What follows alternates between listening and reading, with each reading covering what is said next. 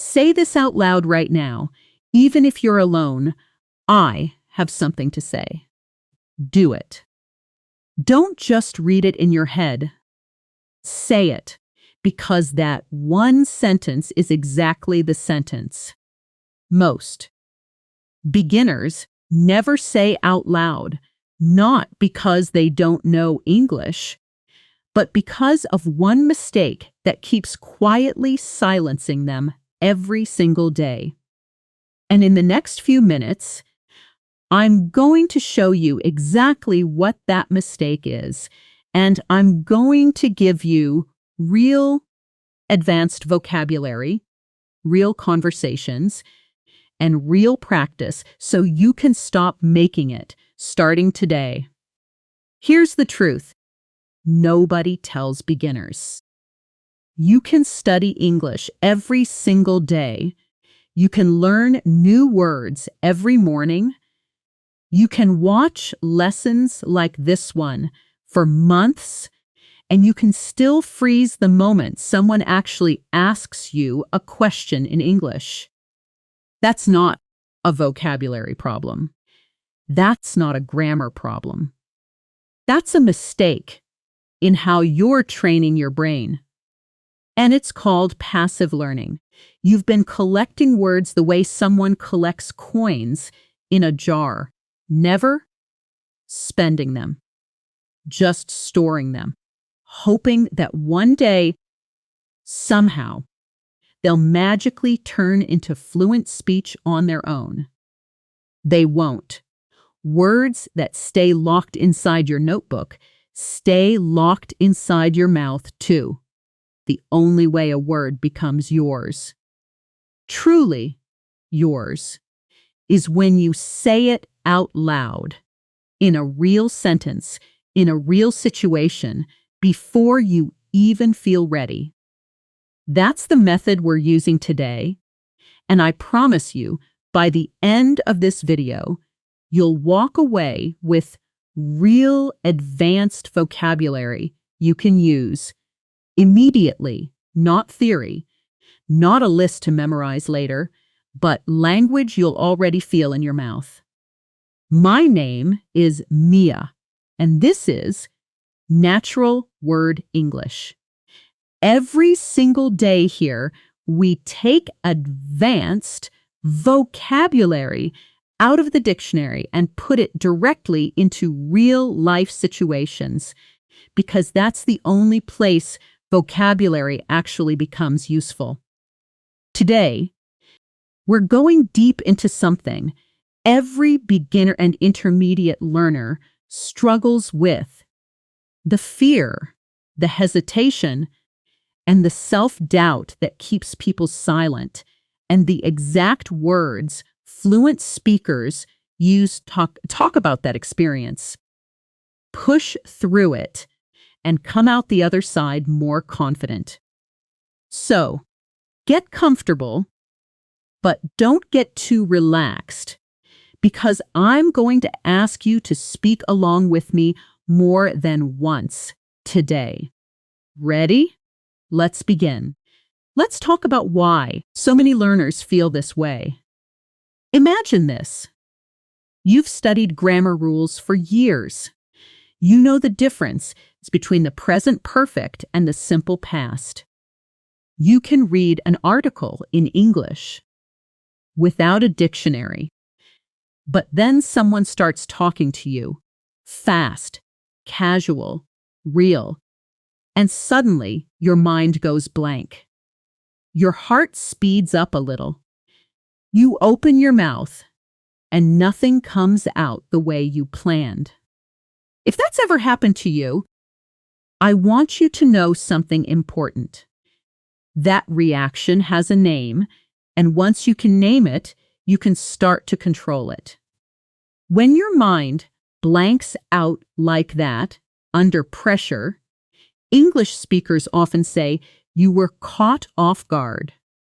It means something happened suddenly, and you weren't prepared for it.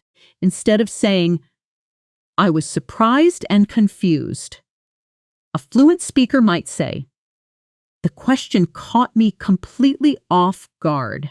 Say that with me right now. The question caught me completely off guard.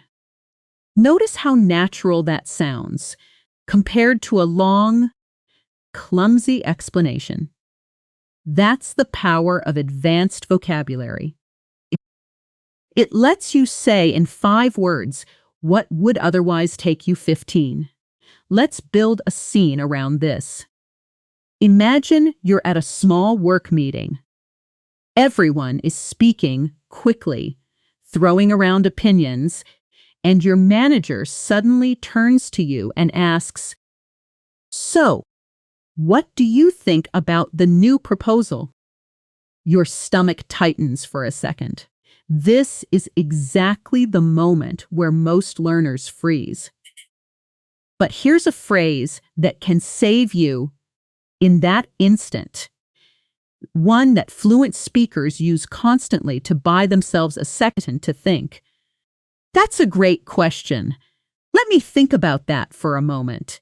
It sounds simple, but it's incredibly powerful because it gives you space without sounding unprepared. Now here's the mini dialogue. Listen first, then we'll practice it together. Nonger. So, what do you think about the new proposal? You. That's a great question. Let me think about that for a moment. Overall, I think it's a solid plan, but I'm a little hesitant about the timeline. Danager. Hesitant how? Ki. You. Well, 3 weeks feels tight, given how many moving parts there are. Manager. Fair point. What would you suggest instead? You. Maybe we extend it by a week, just to be safe. Notice the word hesitant in that dialogue. It's one of our key words today, and it means feeling unsure or slow to act because you're uncertain, worried, or nervous. Instead of the basic word unsure, fluent English speakers say hesitant because it captures not just confusion, but the emotional weight behind it, that small internal pause before you commit to something. Now, let's shadow that sentence together. Repeat immediately after me, like an echo, not after thinking about it, just repeat instantly. I'm a little hesitant about the timeline. Again. I'm a little hesitant about the timeline. That instant repetition, that echo technique, is called shadowing, and it's one of the most powerful tools for training your mouth and your brain to move together instead of separately. Most learners think first, translate second, and speak third. Shadowing collapses those 3 steps into one. Because you're not translating anymore, you're just repeating the sound and the rhythm exactly as you hear it. Now, let's talk about the mistake itself directly. Because I promised you clarity, not vague motivation. The mistake that keeps beginners silent is this. They wait to feel confident before they speak, instead of speaking in order to become confident. Confidence isn't something that arrives first and then lets you talk. Confidence is built the exact moment you open your mouth and survive the sentence, even if it's imperfect. Every fluent speaker you've ever admired became fluent by saying wrong things out loud thousands of times before they said the right things easily. If you only speak when you're sure you're right, you will stay silent forever, because certainty in a foreign language almost never arrives before fluency does. It arrives after. Let's add a word here that beginners rarely use, but should. Inhibited. To feel inhibited means to feel held back, restricted, unable to act freely because of fear, shyness, or self-consciousness. Instead of saying, I feel shy and can't talk, you can say, I feel inhibited in group conversations. Let's shadow it. Repeat immediately. I feel inhibited in group conversations. One more time, a little faster. I feel inhibited in group conversations. Good. Now here's something important about pronunciation, because vocabulary means nothing if people can't understand you when you say it. Notice the stress pattern, inhibited. The stress falls on the second syllable, hib. If you say inhibited with flat stress everywhere, native speakers will still understand you, but it will sound less natural. Say it slowly first. Inhibited. Now say it at natural speed. Inhibited. One more time, natural speed. Inhibited. That contrast, slow then fast, is exactly how your ear learns to recognize connected, natural rhythm instead of robotic, textbook rhythm. Let's keep moving, because we have a lot of real vocabulary ahead of us. And I want every single word to actually stick. Picture this next situation. You're at a coffee shop, and a stranger starts a casual conversation with you while you're waiting for your order. This is a specific, real situation many learners dread because there's no time to prepare, no script, nothing but your own instinct. Let's walk into that scene together. The espresso machine hisses in the background. The smell of roasted coffee fills the small shop, and the person next to you glances over and says something. Stranger, busy morning, huh? You, yeah, tell me about it. I've barely had a chance to sit down. Stranger, same here. You come here often? You, actually, this is my first time. A friend recommended it. Stranger, good choice. Their cold brew is amazing. You, I'll have to try it next time. Then, that entire exchange used no advanced grammar at all, but notice how natural and smooth it sounds. That's because fluency isn't about complicated grammar.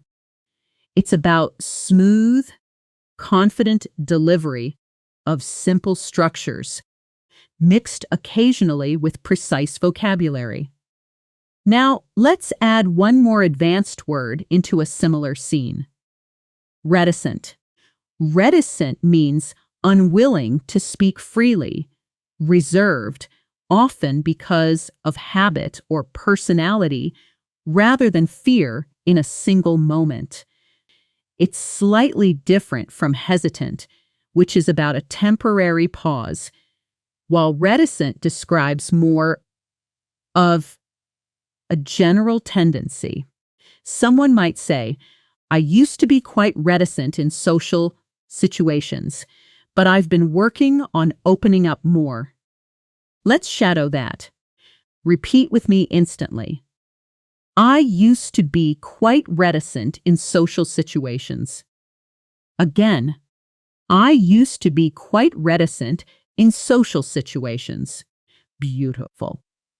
That sentence alone shows real emotional depth and advanced control of English, far beyond what a beginner phrase like, I was shy before, could ever express. Nice work so far. You're already handling vocabulary that many intermediate learners avoid because it looks intimidating on paper. But notice something. It doesn't feel intimidating anymore. because we didn't just memorize it, we lived inside real conversations with it. That's the whole method here.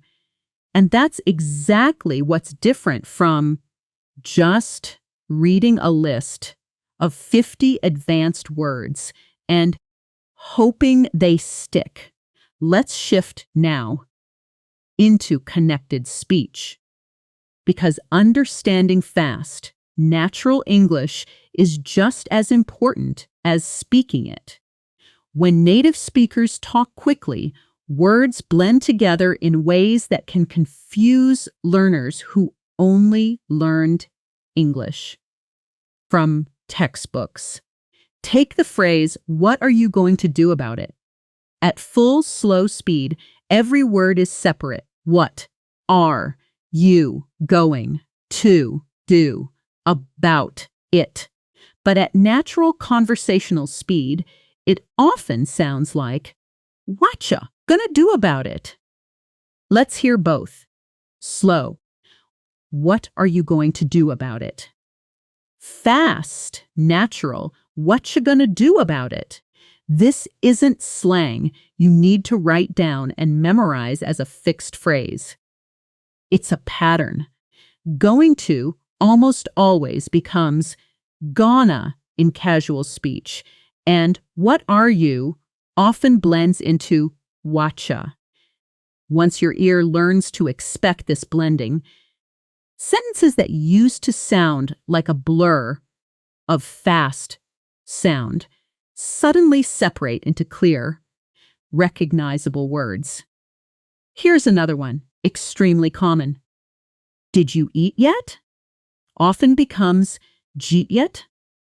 I know that looks strange written down, almost like a different word entirely. But that's exactly the point. Connected speech isn't wrong English. It's just natural English moving at real speed. Let's practice the contrast one more time. Slow and careful. Did you eat yet? Fast and natural. Jeet yet? You don't need to force yourself to speak that fast immediately, but you absolutely need to train your ear to recognize it, because native speakers will use it constantly whether you're ready or not. Now, let's return to our main theme and add a slightly deeper layer of vocabulary, because I want you leaving this video with real range, not just 5 or 6 words repeated in different sentences. Let's talk about the word self-conscious. To feel self-conscious means to feel overly aware of yourself, worried about how others perceive you, often to the point where it affects your behavior. It's slightly different from shy. Shyness is more of a personality trait, while self-conscious usually describes a specific moment of heightened awareness and discomfort. A learner might say, I get really self-conscious about my accent when I speak English. Let's shadow that together. Instantly. I get really self-conscious about my accent when I speak English. One more time, a bit smoother. I get really self-conscious about my accent when I speak English. That sentence right there might be one of the most relatable sentences in this entire video, because so many learners feel is exactly that. But here's something worth remembering. Your accent is proof that you speak more than one language. Native speakers rarely feel self-conscious about their own accent because to them, it simply sounds normal. The moment you stop apologizing internally for your accent is the moment your confidence starts to shift. Let's build another real-life role play. This time, in a job interview setting, because this is one of the highest pressure situations where silence caused by fear can genuinely cost people opportunities. Picture the scene. You're sitting across from an interviewer in a small office, a laptop between you, a slightly too warm room, and the interviewer looks up from your resume and asks a question that catches you slightly off guard. Interviewer, tell me about a time you had to adapt to a difficult situation. You, sure, actually. A good example would be when I moved to a new city for work and had to build an entirely new professional network from scratch. Interviewer, that sounds challenging. How did you handle it? You, honestly, at first I felt pretty overwhelmed, but I broke it down into smaller steps, attending local events, reaching out to former colleagues, things like that. And how did that work out? You. Within a few months, I had a solid network, and it actually made me more resourceful in general. Notice the word overwhelmed in that dialogue. To feel overwhelmed means to feel completely buried under pressure, emotion, or responsibility, more than you can easily handle. It's one of the most useful advanced words for describing real stress in daily life, work, or even language learning itself. You might say, learning English sometimes feels overwhelming, especially when I try to understand fast native speech. Let's shadow that. Learning English sometimes feels overwhelming. Again, learning English sometimes feels overwhelming. Now here's your first pause and answer moment today. I'm going to play the role of a friend asking you a question, and I want you to actually answer out loud in your own words, using today's vocabulary if you can. Ready? Here's the question. Do you ever feel overwhelmed when people speak English too fast around you? Pause the video right now and answer out loud. Don't skip this. Say a full sentence, even a short one. I'll wait for you right here. Good. However you answered. That's real practice, and it matters more than a perfect textbook sentence ever could. Because you generated it yourself, under real-time pressure, exactly like real conversation, demands, let's move to another everyday situation. Walking through a park, thinking quietly, letting your mind slow down for just a moment before we pick the pace back up. Picture yourself walking slowly along a path lined with trees. The afternoon, light soft and golden, a light breeze moving the leaves gently above you. In moments like this, it's actually a wonderful opportunity to practice a small self-talk exercise using your senses and today's vocabulary. Try this with me. There's a bench beside me, half covered in shade. I can hear birds calling somewhere above the trees, and the air feels calm, almost still. I notice I'm not feeling self-conscious right now, just quiet and present.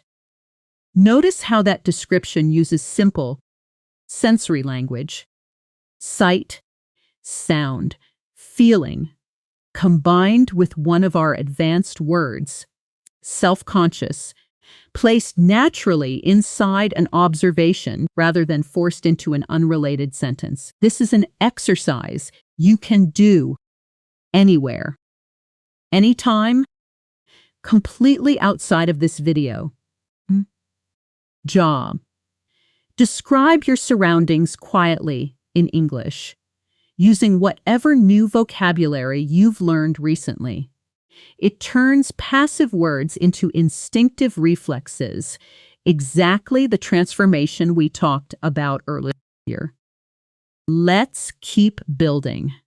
Here's a word that beginners almost never use, but fluent speakers use constantly when discussing communication: articulate. As a verb, to articulate something means to express it clearly and precisely in words, not vaguely, not roughly, but with real clarity.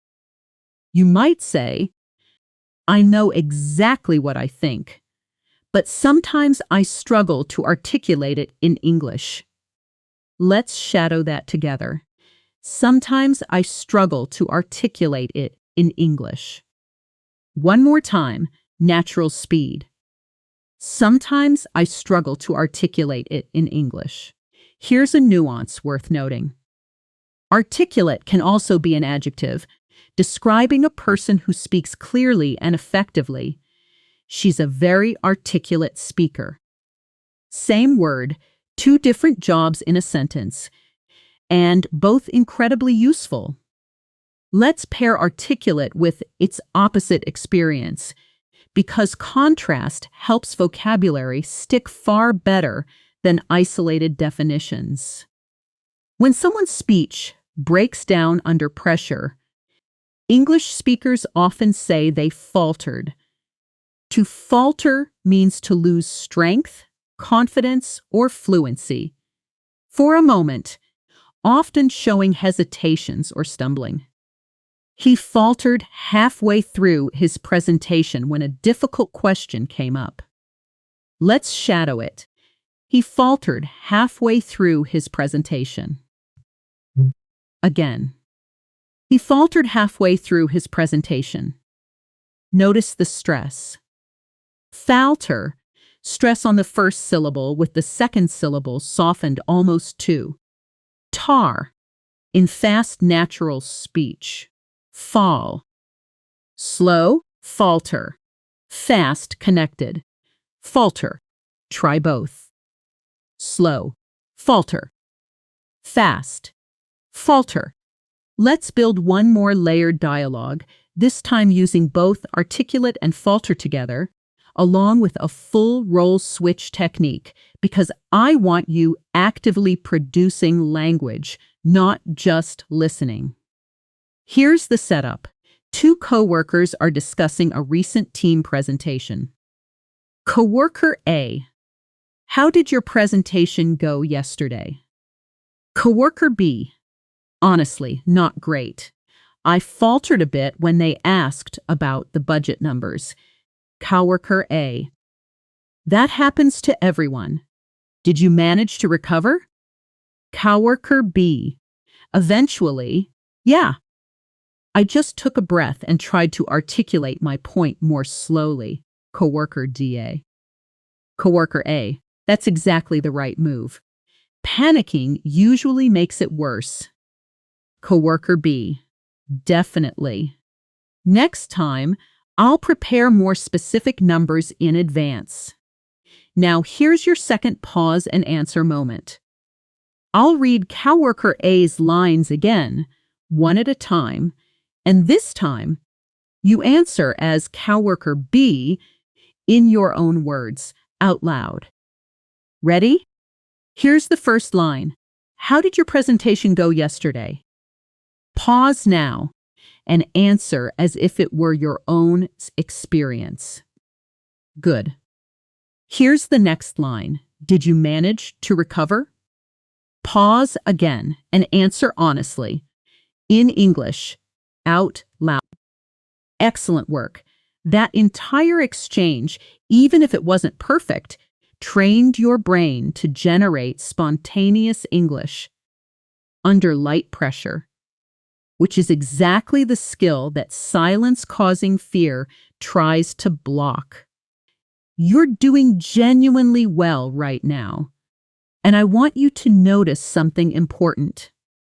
Your brain is not just memorizing today. It's building automatic pathways, connections between meaning, sound, and your own voice that will fire more quickly every single time you practice like this. That's real progress, even if you can't measure it in a single afternoon. Let's take one short, quieter moment here before we continue building vocabulary, just to reset the pace. Close your eyes for a few seconds if you're in a safe place to do so. Take one slow breath in and one slow breath out. Notice that even in silence, your mind might still be forming English phrases in the background. Echoes of what we've practiced today.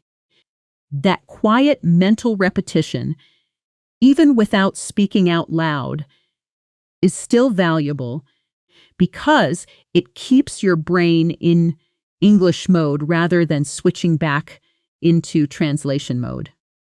Now, let's continue because we still have a wide range of vocabulary and real situations ahead of us, including workplace meetings, social gatherings, and the fluency round at the end, where we'll rapidly review everything you've learned today. If you're finding this useful so far, that's exactly the point. Real vocabulary, real situations, real practice, not just theory. In the next part, we'll dive deeper into more advanced words around confidence, hesitation, and finally, breaking that silence for good, plus more phonetic training and role play. Type 1 to continue right where we left off. Let's keep going with this same energy, moving into a situation almost everyone has experienced. A group conversation where multiple people are talking at once. Ideas overlapping, and you're trying to find the right moment to jump in. This is one of the most common places where the mistake we talked about earlier. Waiting until you feel fully ready quietly steals opportunities from learners every single day. Picture this scene. You're at a small gathering, maybe 5 or 6 people sitting around a table. Laughter mixing with conversation. Plates and glasses clinking softly in the background. Someone brings up a topic you actually have an opinion about, but 3 people jump in before you, and by the time there's a pause, you've already talked yourself out of speaking. Speaker.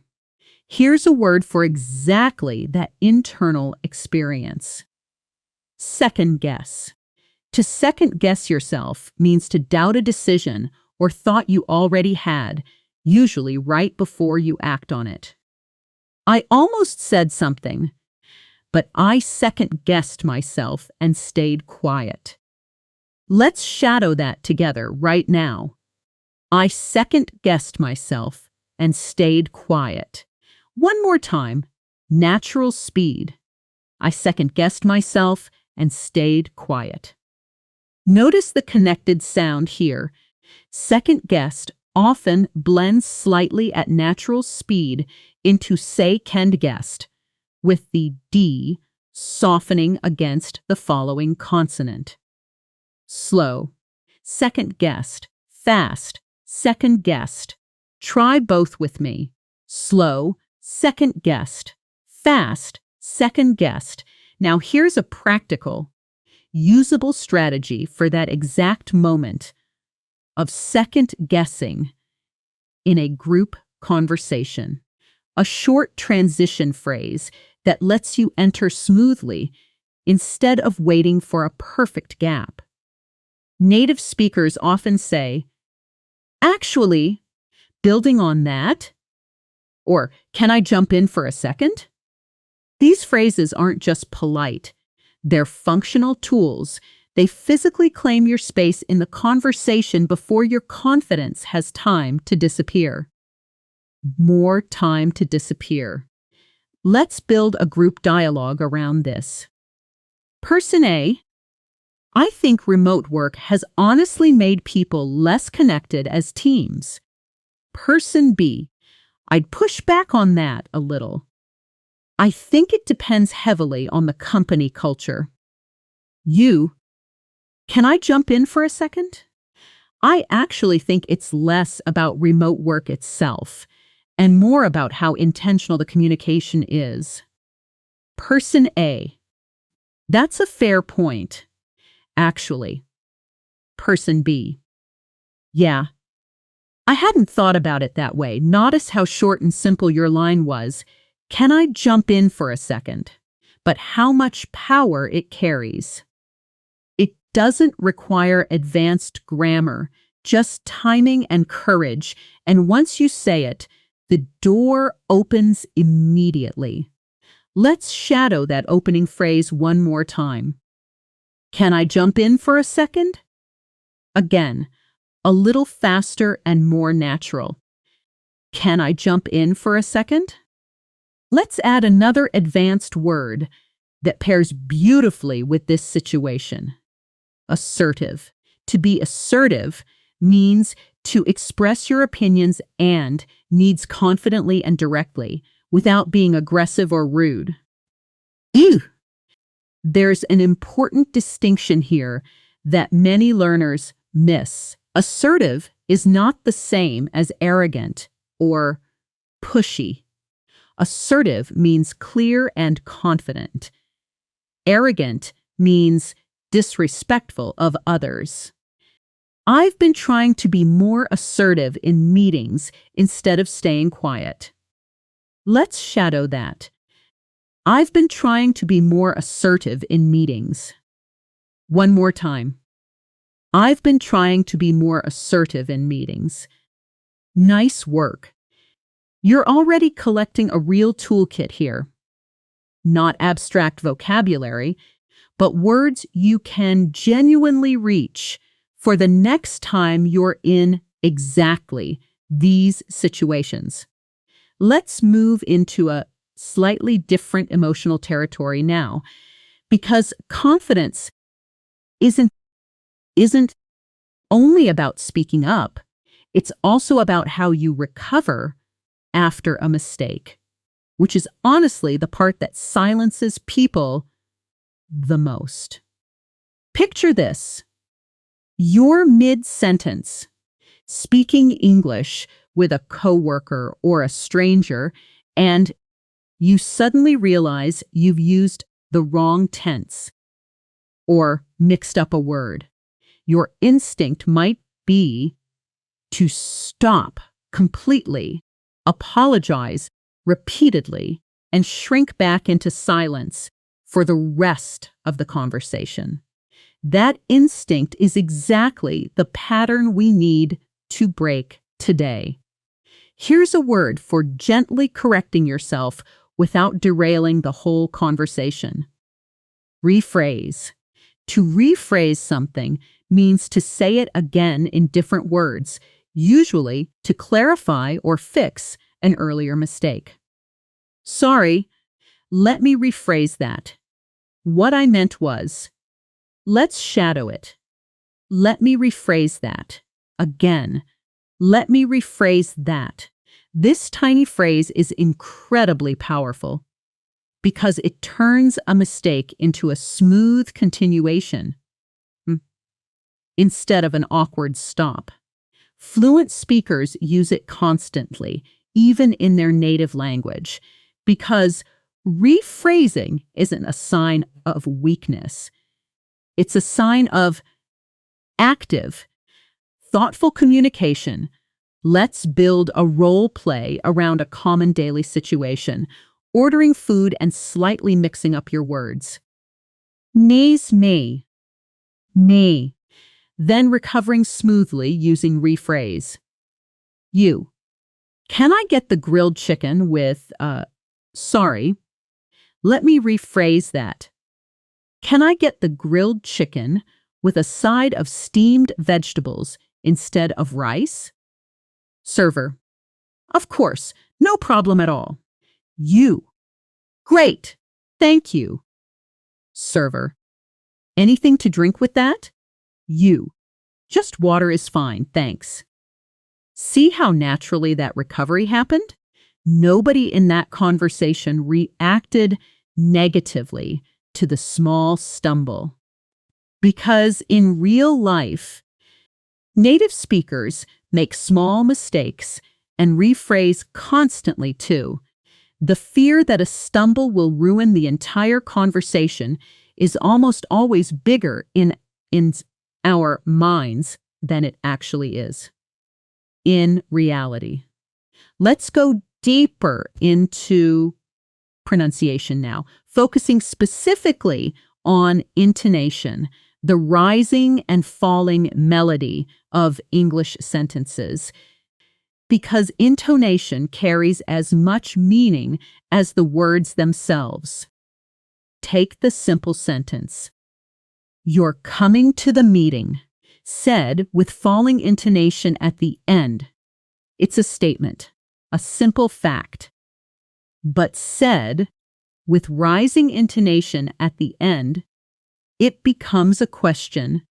You're coming to the meeting? Expressing surprise or seeking confirmation. Let's practice both. Falling as a statement. You're coming to the meeting. Rising as a question. You're coming to the meeting? Notice how the exact same words carry completely different meaning, depending only on melody, not grammar.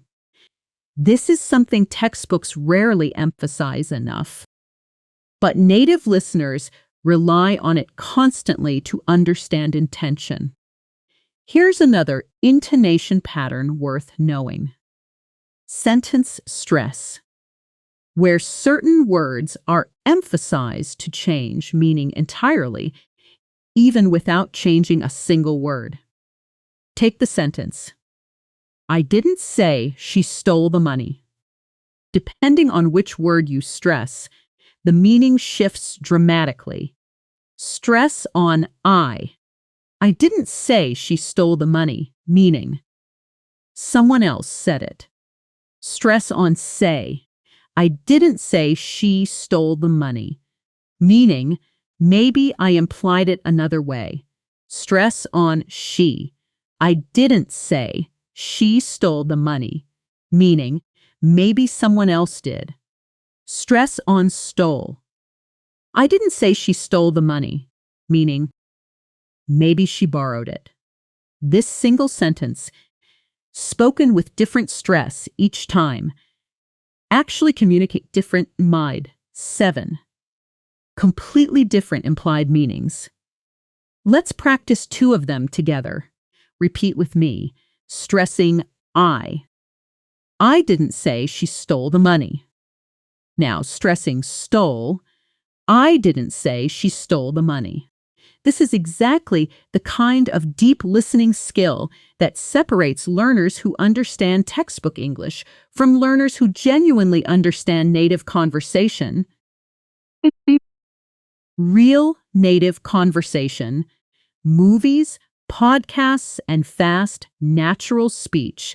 Let's return to our vocabulary journey and bring in a slightly heavier, more emotional word, because I want this lesson to reflect real human experience, not just polished, easy phrases. The word is paralyzed, used here not in its literal medical sense, but metaphorically, meaning completely unable to act or move because of fear or shock.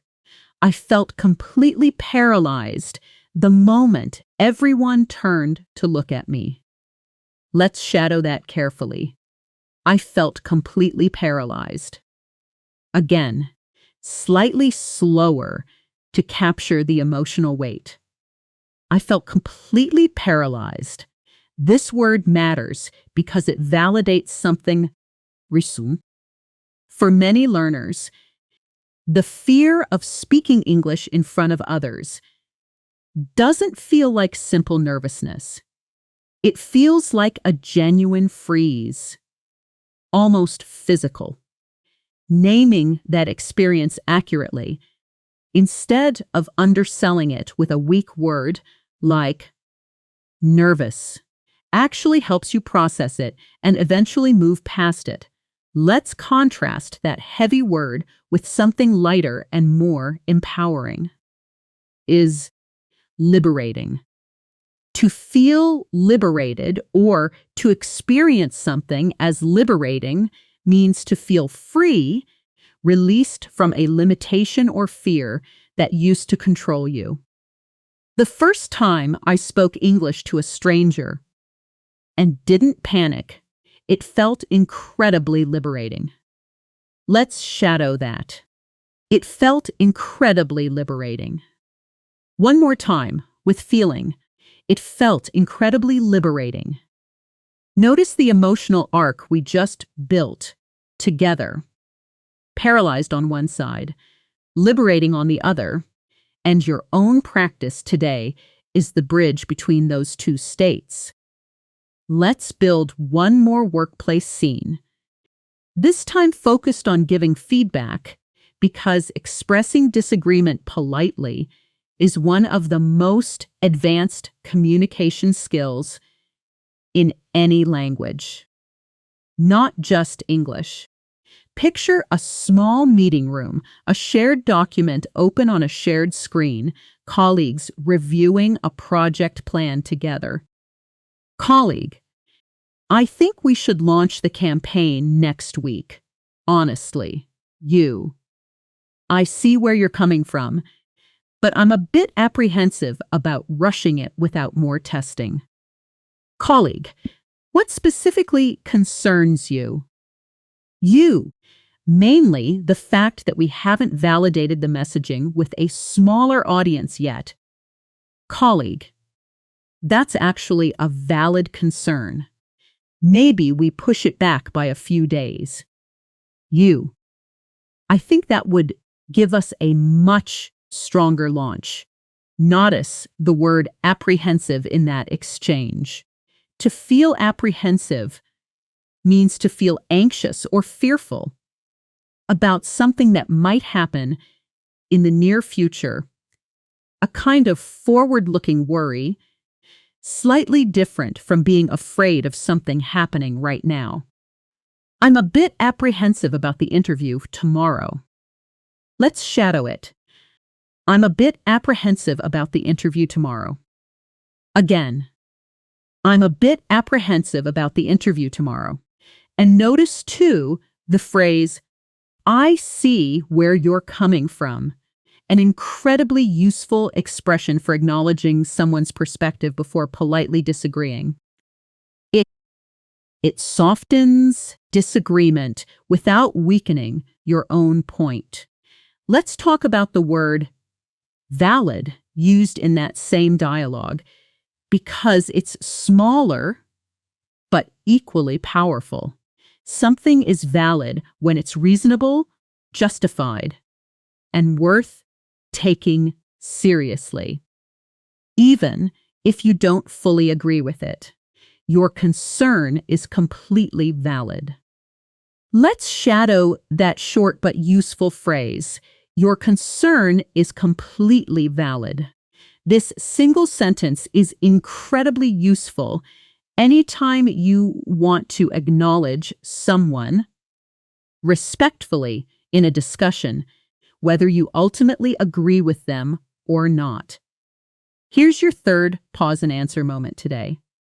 I'm going to ask you a direct question, the way a curious friend might, and I want you to genuinely answer it out loud, using at least one of today's words if you can.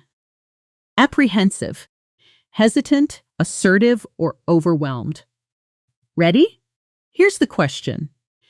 Is there a specific situation in English where you usually feel the most apprehensive? Pause the video now and answer honestly, out loud, in a full sentence. Whatever you said, notice that you just used real, spontaneous English to describe something personal and true about yourself. That is fluency in action, not future fluency, not someday fluency, actual fluency happening right now. In this exact moment, however small it may feel. Let's shift gears slightly and talk about listening for meaning rather than every single word. Because this is one of the biggest blocks for learners trying to follow fast native conversation, whether in movies, meetings, or casual chats. Here's the mistake many learners make. They try to translate and understand every single word in real time, and by the time they've processed word 3, the native speaker is already on word 12. Fluent listening doesn't work word by word. It works idea by idea. When you don't catch every word, instead of panicking or mentally freezing, native speakers themselves constantly use small acknowledging phrases to stay engaged while their brain fills in gaps naturally. I see. Right? That makes sense. Got it. These aren't just filler words. They're active listening signals that buy you time and keep the conversation flowing, even when you didn't catch 100% of what was said. Let's practice this with a fast, natural mini dialogue. Listen first at natural speed in your mind. So basically, what happened is the client pushed back the deadline again, which honestly kind of throws off our whole schedule for next month.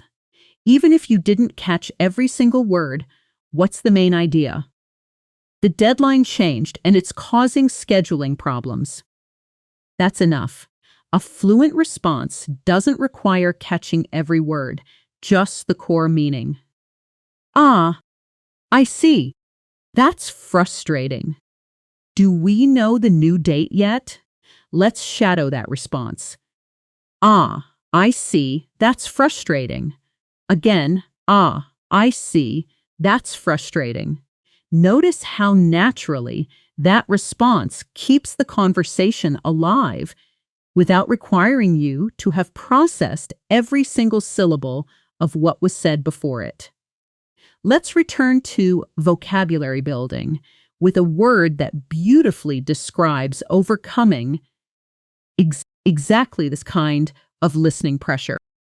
Composed. To stay composed means to remain calm, controlled, and steady, especially in a stressful or high-pressure situation.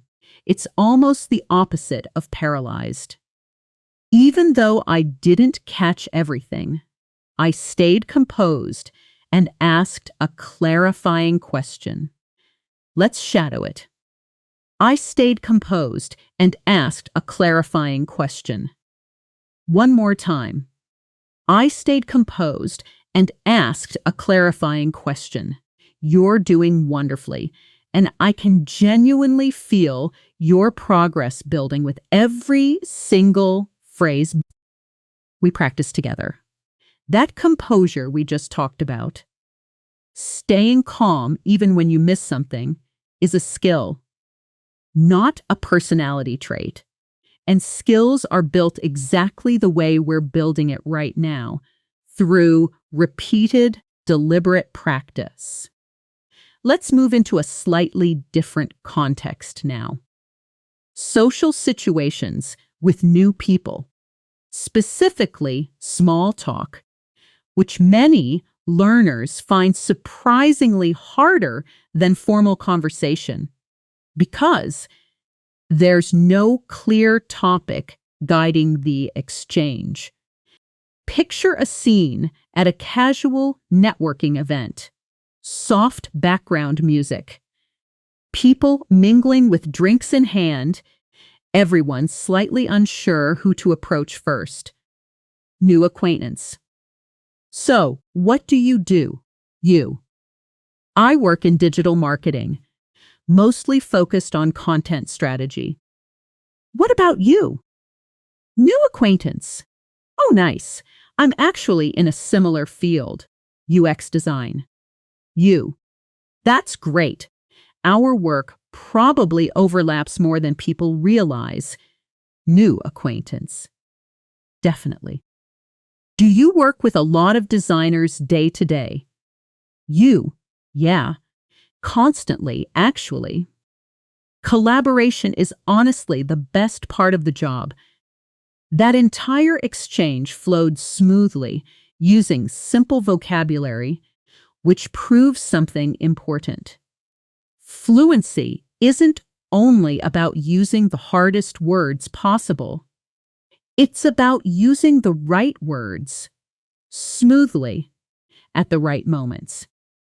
Advanced vocabulary is powerful, precisely because it's used selectively, not because every sentence needs to sound like a dictionary entry.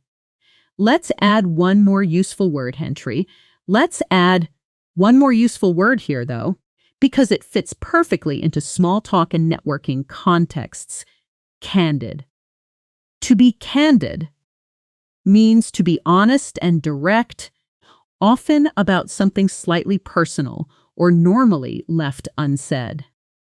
To be candid. I was really nervous about coming to this event alone. Let's shadow that. To be candid.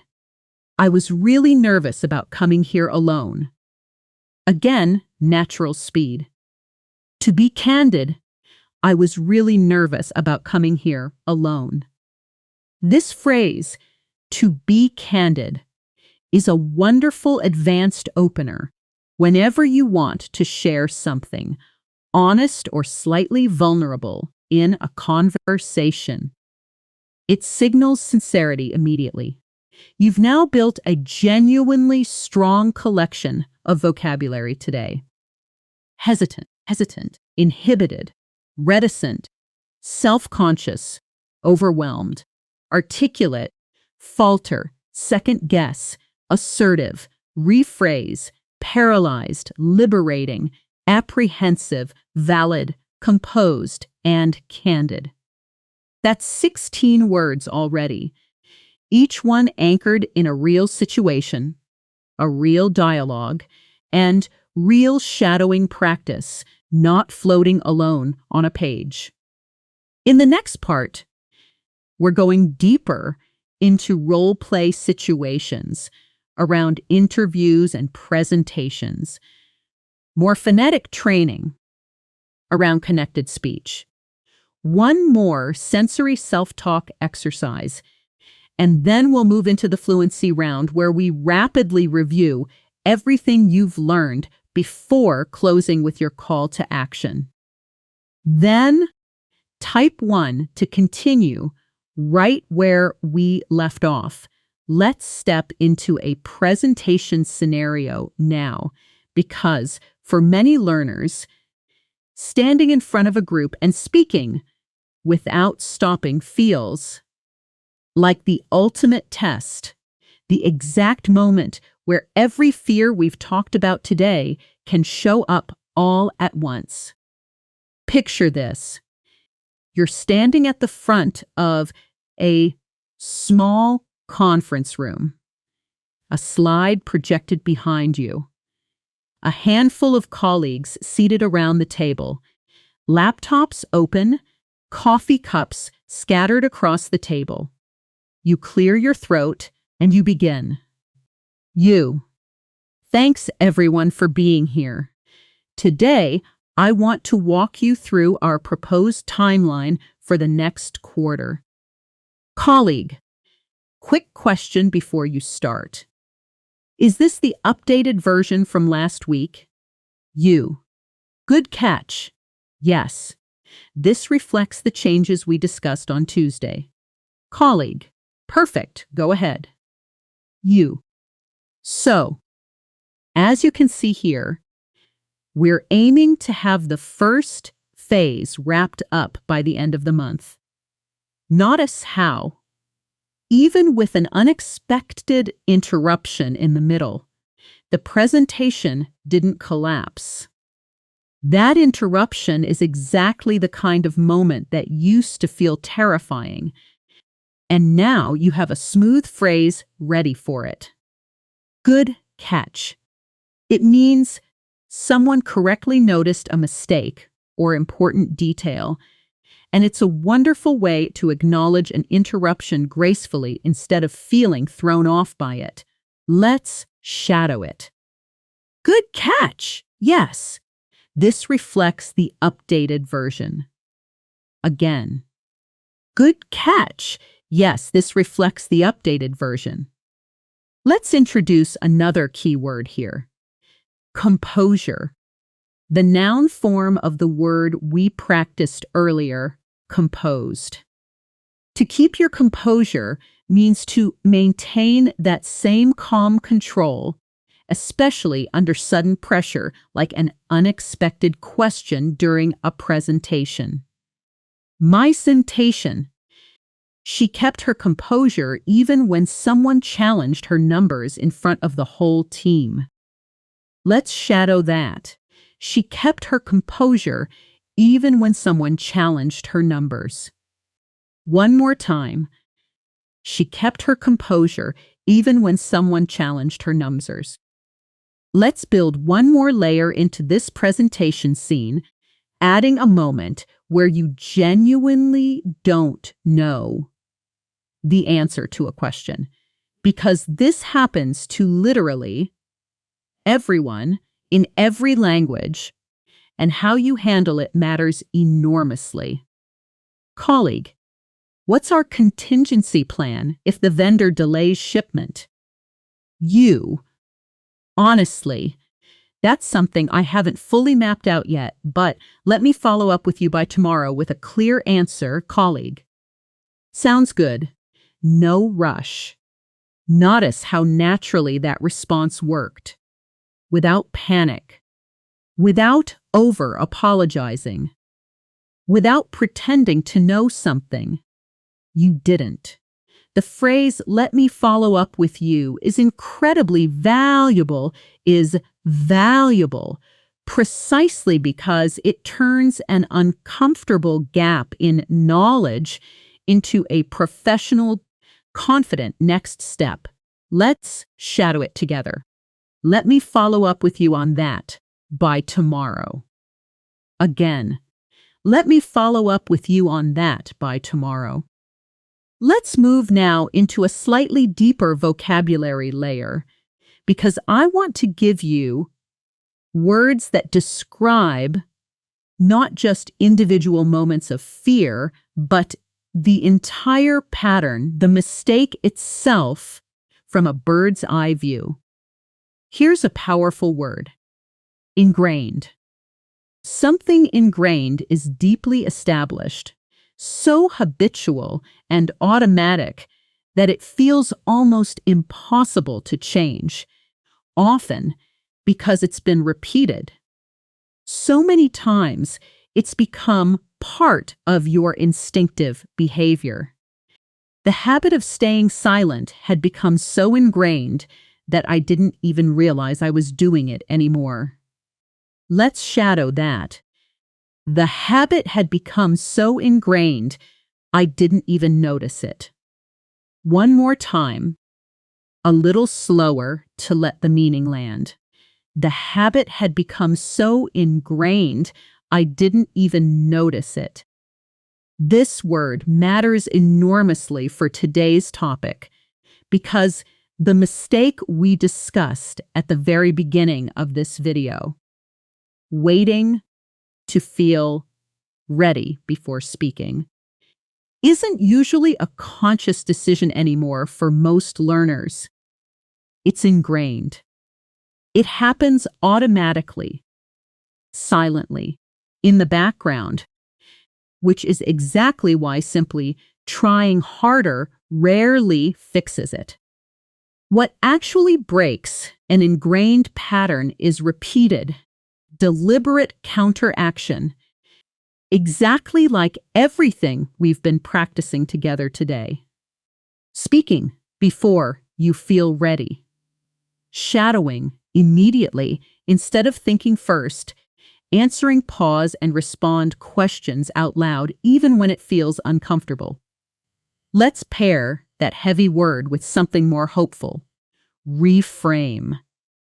To reframe something means to consciously look at a situation from a new, more useful perspective, changing not the facts, but your relationship to them. Instead of seeing mistakes as failures, I've been trying to reframe them as proof that I'm actually practicing. Let's shadow it. I've been trying to reframe mistakes as proof that I'm practicing. Again, I've been trying to reframe mistakes as proof that I'm practicing. Let's build a short, quiet moment here, similar to before, just to shift the emotional pace for a few seconds before we move into more rapid practice. Picture yourself sitting somewhere calm right now, maybe where you're actually sitting as you listen to this. Notice the temperature of the air around you. Notice any small sound nearby, distant traffic, a fan, silence itself. And notice this thought clearly in English. I am allowed to make mistakes while I learn. Let's say that slowly together. I am allowed to make mistakes while I learn. One more time, a little softer. I am allowed to make mistakes while I learn. Now, let's pick the pace back up, because we still have real vocabulary and real listening skills to build. Before we close out today's lesson, let's go back into connected speech and intonation. This time, focusing on a pattern that trips up even intermediate learners, the reduction of want to into wanna and have to into have to. These reductions are everywhere in casual native speech, in movies, podcasts, and everyday conversation, yet many textbooks barely mention them. Take the sentence, I want to ask you something. At full, careful speed, I want to ask you something. At natural, casual speed, I want to ask you something. Let's hear both together. Slow, I want to ask you something. Fast, natural, I want to ask you something. Here's another one. I have to leave soon. Slow, I have to leave soon. Fast, natural, I have to leave soon. Notice that have to, when it means obligation, often reduces its V sound almost completely in fast speech, blending toward hafta. This is one of the most common connected speech patterns in English.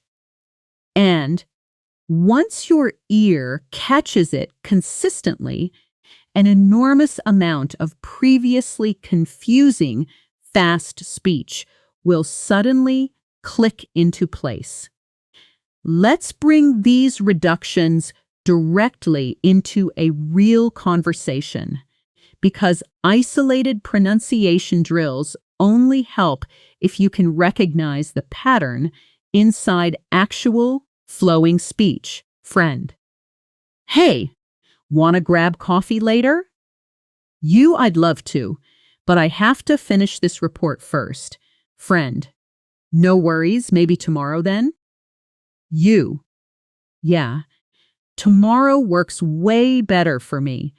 Let's shadow that full exchange together, focusing especially on the reduced sounds. Repeat with me. I'd love to, but I have to finish this report first. Again, a little faster and more natural. I'd love to, but I have to finish this report first. Let's add one more advanced vocabulary word here, tied directly to that dialogue. Prioritize. To prioritize means to treat something as more important than arranging your time or attention accordingly. I've had to prioritize finishing this report over meeting up with friends. Let's shadow it. I've had to prioritize finishing this report today. One more time. I've had to prioritize finishing this report today. Here's your next pause and answer moment, and this time, I want you to build a slightly longer answer. At least 2 full sentences. Out loud. Here's the question. Exactly the kind a curious coworker might ask you. What's something you've had to prioritize recently, even if it meant saying no to something else? Pause the video now and answer out loud 2 full sentences if you can. However you answered, notice that you just organized a real thought, connected it to a real experience in your life, and expressed it in English spontaneously. That is a genuinely advanced communication skill, regardless of which specific words you used. Let's move into one more role play, this time set in a slightly more emotionally vulnerable context, a difficult personal conversation with a close friend. Because expressing real feelings in a second language is often the final, hardest layer of fluency, well beyond ordering coffee or making small talk. Friend, you've seemed a little distant lately. Is everything okay? You. Honestly, I've just been feeling really overwhelmed with work, and I think I've been kind of withdrawing without meaning to. Friend, I appreciate you being candid about that. Is there anything I can do? You. Just checking in like this actually helps more than you'd think. Friend, well, I'm here whenever you need to talk. You. Thanks. That really means a lot to me. Notice the word withdrawing in that dialogue. To withdraw, in this emotional sense, means to pull back from social contact or connection. Often quietly, without dramatic announcement, usually as a response to stress or overwhelm. I've noticed myself withdrawing from friends whenever I'm stressed. Let's shadow it. I've noticed myself withdrawing from friends when I'm stressed. Again, I've noticed myself withdrawing from friends when I'm stressed. This word connects beautifully. Back to our very first theme today. Silence, because withdrawing is often the emotional root beneath the language. Fear we've been discussing, the same instinct that keeps people quiet in meetings can quietly show up in personal relationships too. All right, it's time now for our fluency round, a rapid-fire review of every major word we've built together today. I'm going to say each word, then use it immediately in a short, natural sentence. One after another, without long pauses, and I want you to say each word out loud. Right along with me, keeping the pace moving, almost like a rhythm. Ready? Let's go. Hesitant. I felt hesitant before raising my hand. Inhibited. I used to feel inhibited in big groups. Reticent. He's naturally reticent in new social situations. Self-conscious. She got self-conscious about her accent. Overwhelmed. The deadline left the whole team overwhelmed. Articulate. He articulated his concerns clearly and calmly. Falter. Her voice faltered for just a second. Second guess. Don't second guess yourself before you speak. Assertive. Being assertive doesn't mean being rude. Rephrase. Let me rephrase that more clearly. Paralyzed.